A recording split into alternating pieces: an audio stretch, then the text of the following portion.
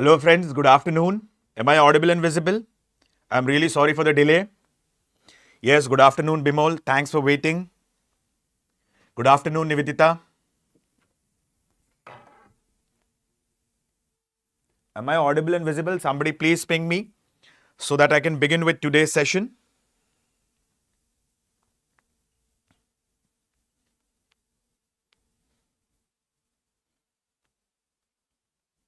Okay.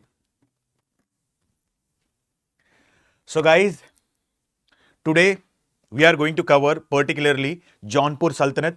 Today's session is not lengthier one. Today's session is just a short video kind of a session, which is approximately 20 to 25 minutes of session. Okay. So the question arises in the mind of every aspirant, sir, if it's a small video, then why couldn't we cover the important facts separately? Guys, as I have told you previously itself, like what happens whenever we go in a format of a story, whenever we try to understand things in a step-by-step manner, gradual manner, in that case, what happens? It becomes quite easier to recollect the facts. Okay? Like I'll tell you why today's video is important and what points are we going to focus upon as a part of Jaunpur Sultanate. Like, who formed the famous, what we say, Atala Masjid located in Jaunpur? Correct? Secondly, who laid the foundation of Atala Masjid? Who completed the Atala Masjid? Apart from this, which among the following ruler of the Sharki dynasty, particularly ruling over Jaunpur, he was like patron of music? Okay, and he was being given the title of Gandharva. So in today's video, we are going to explore all these things in a very short form. Okay, so please stick in the video till the end. It's not a lengthier video, it's just a small video of 20 to 25 minutes. Hello everyone, hi, this is Alok Ojha. Welcome to StudyIQ IAS English, and we are going through the series of medieval Indian history, wherein we have covered the rulers of Delhi Sultanate, early Muslim invaders, Sufism and Bhakti movement. Now we are going through few important regional kingdoms of that time. And after that, we will start with the Mughal Empire and the Marathas. Because many of the aspirants had a question, sir, when will you start the Mughals? Do not worry guys, I'll be starting Mughals very soon, probably within next week or so. And it is necessary to cover these regional dynasties, hence I'm focusing upon them. Okay. So guys, let's begin today's session. Jaunpur, very famous place, correct? You might have heard about the place called as Jaunpur. Isn't that so? You know, when the name Jaunpur, the name Mirzapur, all these names comes, a web series strikes my mind. And many of the aspirants might be quite aware about that. Okay.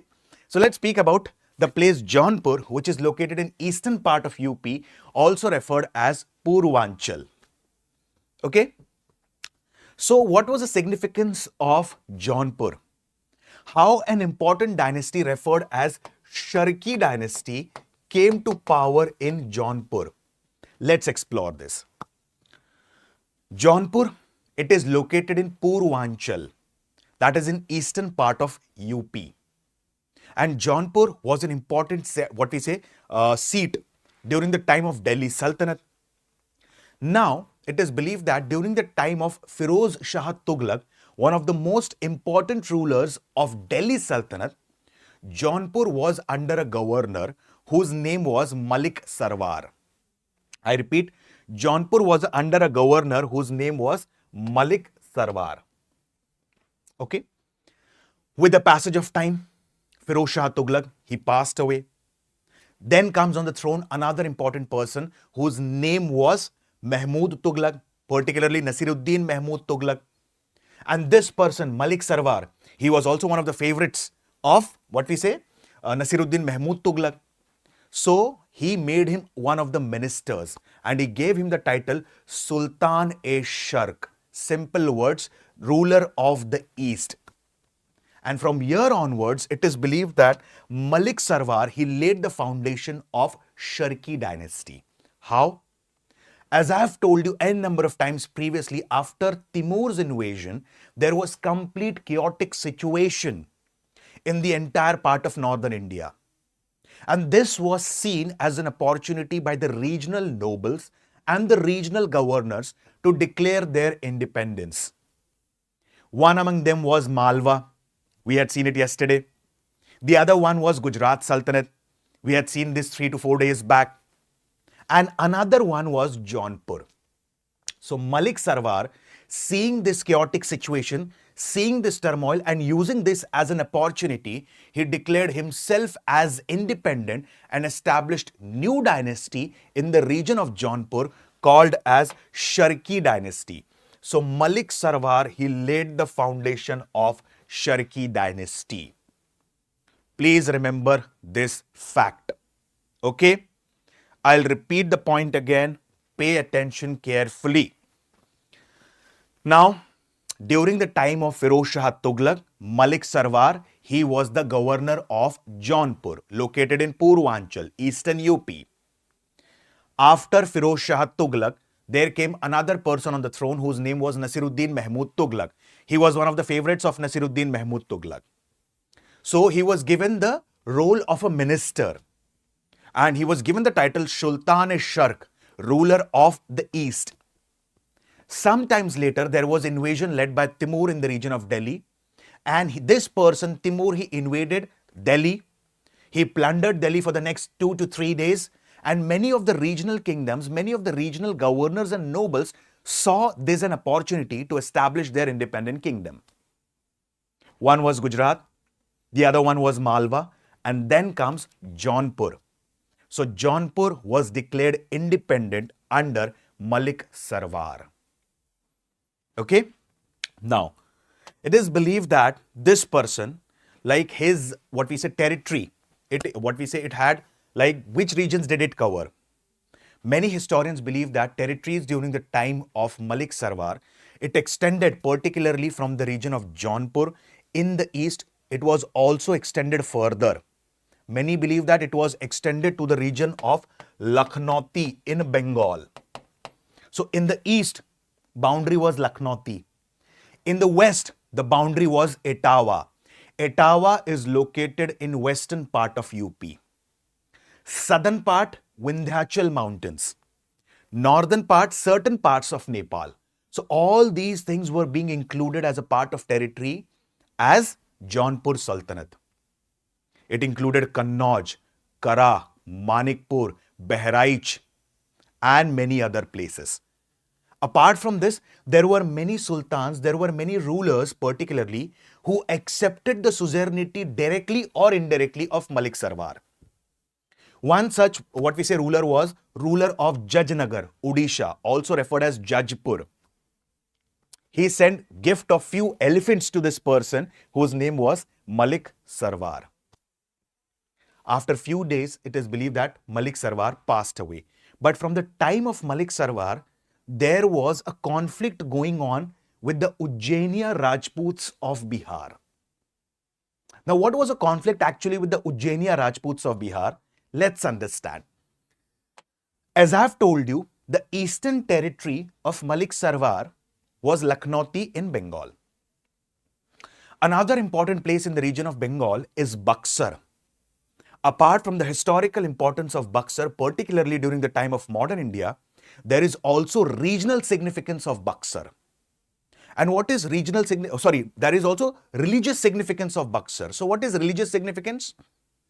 As per Ramayana, it is mentioned that Maryada Purushottam Bhagwan Sri Ram and his brother Lord Lakshman both were trained at this place. Apart from this, Lord Ram, he had killed the famous demoness at that time, Tadka, at a place called as Buxar. So Buxar was a religious place and the places around Buxar were also quite religious. So what happened? As a part of this, many Hindus used to visit that place because it had a significance from the perspective of religion. Now this person, Malik Sarvar, once upon a time, he crossed the river Karmansa and reached the region. And after reaching the region, he saw that this place is flooded with the Brahmins. It has a lot of religious significance. If I conquer this place, I'll get a lot of tax in the form of jizya. And he had an eye on the region of Buxar and the region around it because of the religious significance. At that time, Ujjainiya Rajput rulers, particularly Har Raj, they were experts. Ujjainiya Rajputs are particularly from the region of Bhojpur in Bihar. And they defeated the army of Malik Sarvar. Now, when they defeated the army of Malik Sarvar had to retreat back to Jaunpur. And the Ujjainiya Rajputs of Bhojpur were expert in guerrilla warfare techniques. And they knew one thing, this person, Malik Sarvar, is again going to attack the region of Bengal, particularly the region around Buxar. And it is necessary to save this region. So what did he do? Particularly, he got involved in particularly guerrilla warfare techniques.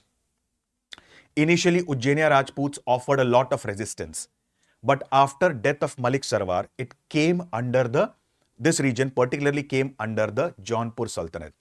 And finally, it went into the Lodi Sultanate. So this is majorly about the war with the Ujjainiya Rajputs of Bhojpur, Malik Sarvar and the Bhojpur. Hope you understood. Now Malik Sarvar, he was being succeeded by his son, whose name was Malik Karanfal. And he assumed the title Mubarak Shah. So this was majorly about Malik Sarvar. Are the points clear? Yes. I'll repeat again within 30 seconds. Pay attention carefully. Malik Sarvar, he came to the power, after the invasion of Timur. His empire extended particularly from Lakhnauti in the east to Etawah, located in western UP in the west, Vindhyachal in the south to certain parts of Nepal in the north. He also covered the region of Kara, Awadh, Manikpur, Kannauj, Bahraich and many other places. Now, there were many other rulers who accepted his suzerainty directly or indirectly. One such ruler was ruler of Jajnagar or Odisha, who has sent him the gift of few elephants. This is nothing but a state of submission. Now he had skirmishes with Ujjainiya Rajputs of Bhojpur. Why? Because this person was eyeing a particular place in Bengal which had a religious significance. He was eyeing that place because he could collect a lot of jizya, religious tax from that place. Got it? Now he passed away. And after he passed away, he was being succeeded by his son, whose name was Malik Karanfal. Now during the time of Malik Karanfal, what happened? Particularly, there was a person whose name was Mallu Iqbal. He was eyeing the throne of Jaunpur Sultanate now. Now why he was eyeing the throne of Jaunpur Sultanate? Let's have a look in short. As I've told you many times, after the decline of after the arrival of Timur, there was a chaotic situation completely in the northern part of India, particularly in the region around Delhi. At that time, Nasiruddin Tughlaq was the ruler. So when Timur attacked, this person fled away to the region of Gujarat. And there was a person whose name was Mallu Iqbal.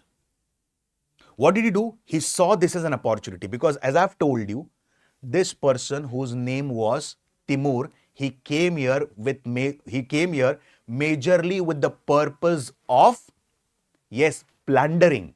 He plundered and went back. Mahmud Tughlaq, he fled to Gujarat.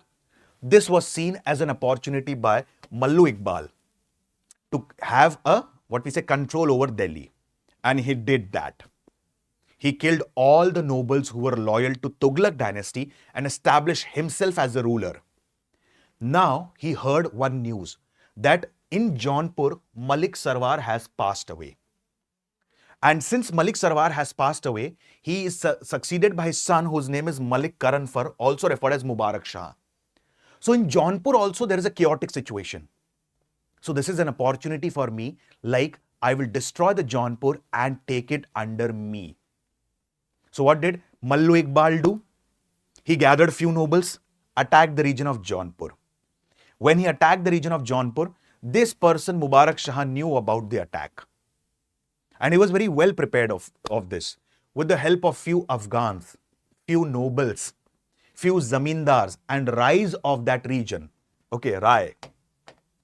And rise of that region, this person gathered a force, Mubarak Shah, and he defeated Mallu Iqbal.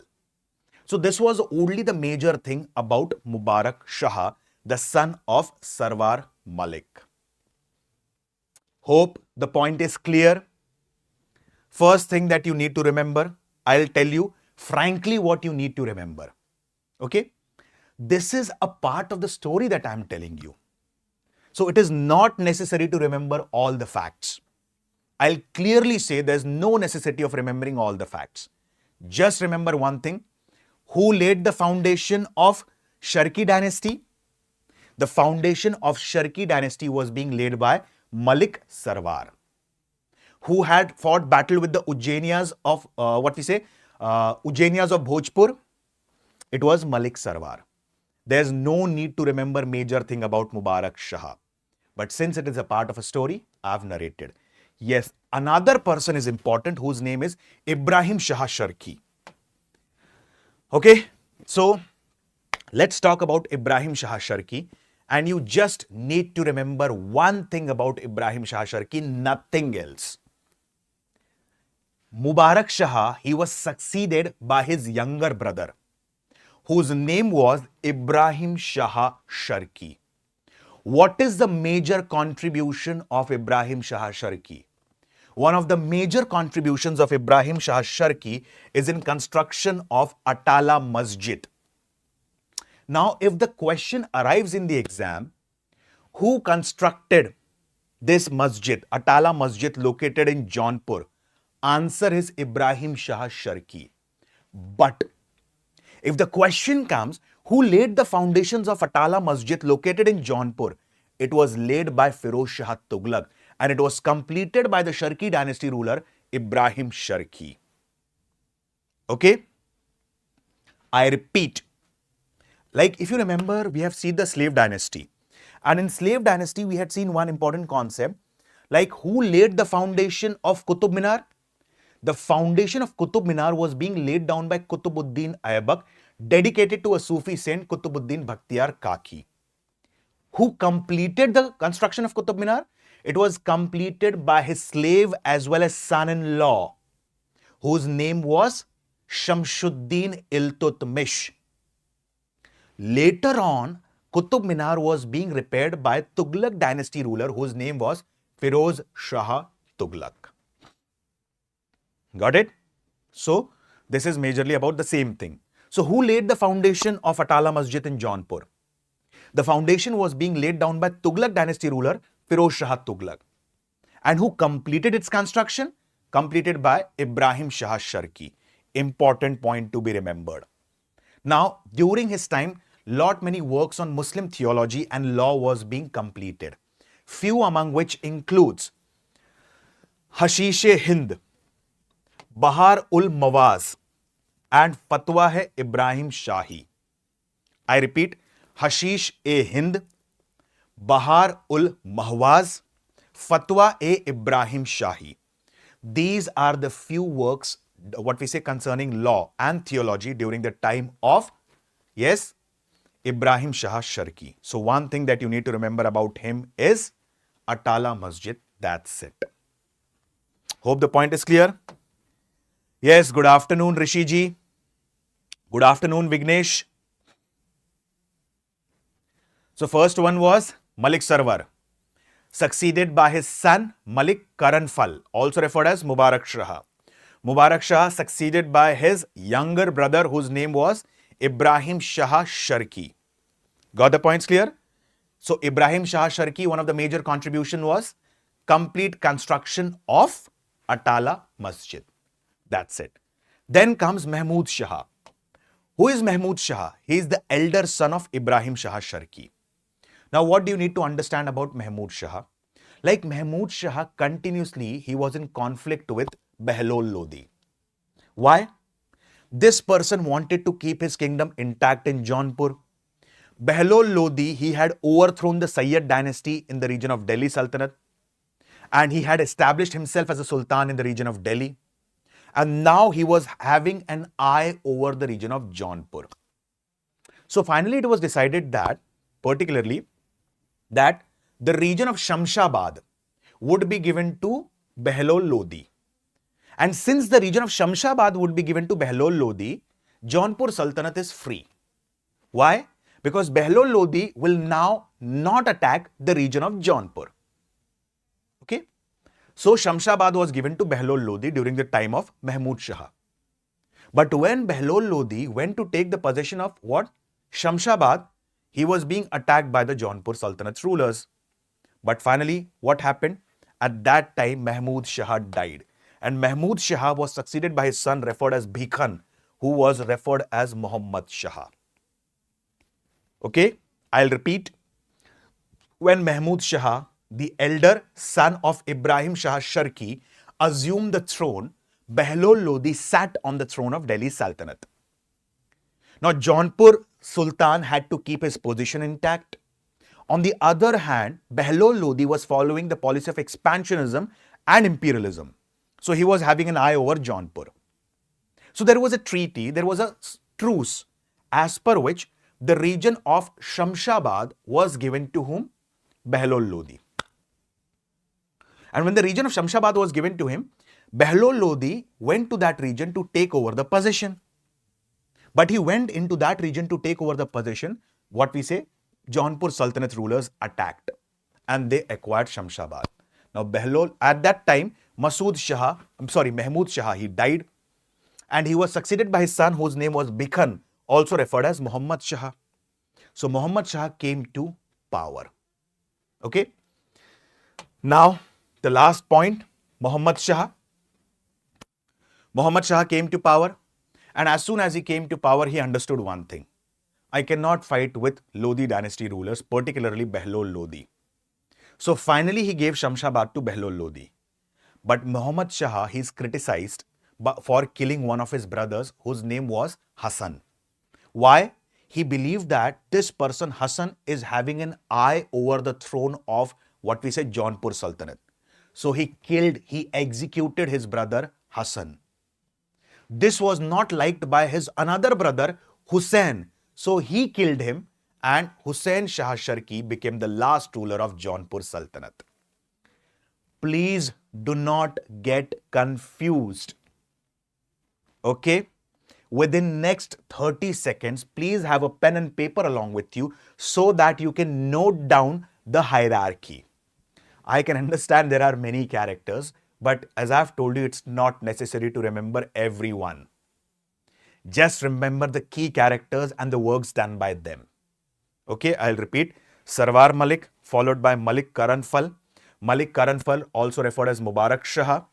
After Mubarak Shah, Ibrahim Shah Sharki. So please remember Ibrahim Shah Sharki. After Ibrahim Shah Sharki comes on the throne, Mahmud Shah. Okay, his eldest son. Mahmud Shah's death, he was succeeded by whom? Bhikhan. Bhikhan was named, his name was Muhammad Shah. Now Muhammad Shah had two more brothers, Hassan and Hussain. Muhammad Shah killed his brother Hassan because he had a suspicion that Hassan is having an eye on the throne of Jaunpur Sultanate. So he killed his brother Hassan, remained Hussain. So Hussain wanted to take the revenge from his brother Muhammad Shah. So he killed him and established himself as the last ruler of Jaunpur Sultanate, Hussain Shah Sharki. Hussain Shah Sharki. Important point to be remembered about this person. Okay. Now, what are the key points that needs to be remembered about Hussain Shah Sharki? Let's explore. Hussain Shah Sharki, he was fond of music. And it is said that he had a lot of contribution towards Hindustani style of music, particularly Khayal. It's a genre of Hindustani style of classical music. Okay. There's a book called as Mirat-e-Aftab Numa, which was written by Shah Nawaz Khan. Mirat-e-Aftab Numa, written by Shah Nawaz Khan. In this book, it is mentioned that this person assumed the title Gandharva. Okay. Apart from this, He is credited with creation of different rags and melodies. Particularly among them are Malhar Shyam Rag, then God Sham Rag, Bhopal Sham Rag, Hussain or Jaunpuri Asavri. So, the most important aspect that we need to understand about his time is he was a patron of art and music. He assumed the title Gandharva. Where is it mentioned? It is mentioned in a book called as Mirat-e-Aftab Numa, written by Shah Nawaz Khan. That's it. Jaunpur Sultanate comes to an end when Behlol Lodi in Delhi is replaced by his son Nizam Khan, also referred as Sikandar Lodi. And during the time of Sikandar Lodi, who is considered as the greatest ruler of Lodi dynasty, Jaunpur got merged into Delhi Sultanate. So this was the end of Sharki dynasty. So the question arises here, what things need to be remembered about this dynasty? Who is considered as the founder of this dynasty? It is Malik Sarvar. Who is the last ruler of Sharki dynasty? The last ruler of Sharki dynasty was Hussain Shah Sharki. Which among the following rulers of Jaunpur Sultanate were a patron of music and was given the title of Gandharva? It was the last ruler Hussain Shah Sharki. Who laid the foundation of Atala Masjid in Jaunpur? It was laid by Firoz Shah Tughlaq. And who completed the construction of Atala Masjid? It was being completed by Ibrahim Shah Sharki. These are the key takeaways from today's session. Very simple. Only these 4 to 5 aspects you have to remember, nothing else. Okay? So guys, today is the last day of the Guru Kripa sale. As I have told you, recently I have just completed a small batch of history basics where I have taught the basics of ancient, medieval and modern. And therein, I have not only followed the approach of the NCRT, or I have not only followed the approach of Tamil Nadu State Board book for that sake. There I have followed an approach of mix of everything. For example, I'll give you a small example. Suppose you guys have to read the NCRT, Tamil Nadu State Board book, NIOS, IGNU, VD Mahajan, okay, for ancient and medieval India, BL Grover and Alka Mehta for modern India. Then what we say Poonam Dalal Dahiya for ancient and medieval. So there are a number of resources and it is not possible to read these many books for history. Why? Because history is not only the subject that you guys are facing. You have polity, you have geography, you have economy. In geography, you have physical geography, oceanography, climatology. Apart from that, you have internal security, international relations, GS4 paper, ethics, essay writing. So you have multiple things to go. So what I have done as a part of this, I have simplified your work. And what's that? You can observe these things, particularly where you can observe these things as a part of PDF. In PDF, you will get the compilation of many of the resources. NCRT, Tamil Nadu, VD Mahajan, Poonam Dalal Dahiya. And as a part of modern India, you will observe what we say IGNU and what we say base of Alka Mehta and BL Grover. So here I am trying to simplify your work. Apart from this, I go for the answer writing practice as well.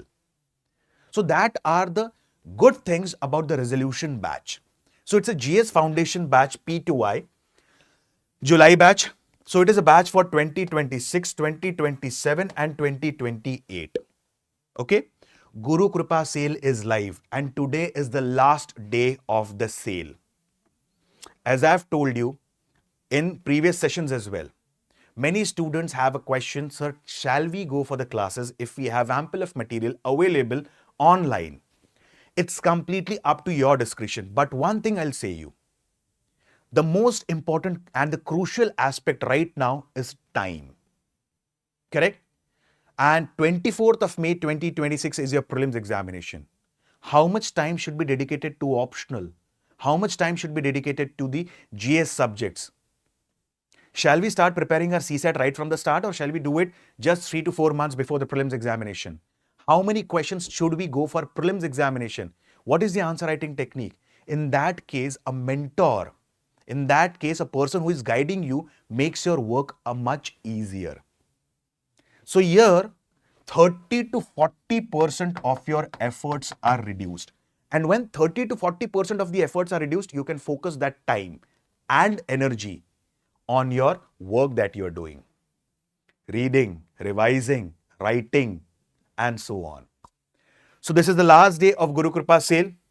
As a part of this 1,000+ live and recorded classes, okay, direct mentorship, you can directly interact with the faculties. There are more than 75+ prelims test, more than 12+ mains test.